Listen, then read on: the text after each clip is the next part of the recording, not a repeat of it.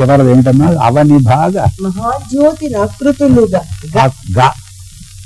గురుడు వచించి లక్షురన కోవితులైన వృధాతనోదులం గురుతిడమీతరంబే నృపకోటి కజేయుడు పాండు మధ్యమందురుతర విక్రమండతని యుద్ధమునందున మీరే కాదు ఆ హరిహరునేకమై జయమునందగదాలుదురే సుయోధన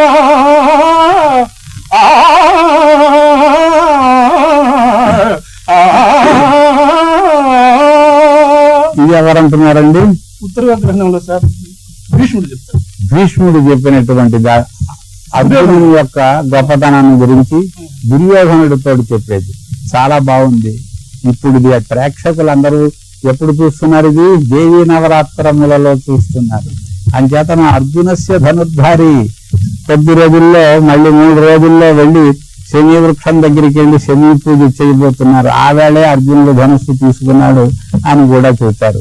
అన్ని విధాల ఒక సీతామాహాత్మ్యమును చెప్పిన ఇంకా ఆమె రాజరాజేశ్వరి మహాత్మ్యాన్ని ఉగ్గడించిన ఇదంతా కూడా దేవీ మహాత్మ్యాన్ని ఉగ్గడించేటటువంటి సందర్భము. అందులో అర్జునుని వీర విహారానికి కూడా సందర్భం ఉంది కనుక మంచి పద్యం చదివారు మీరు.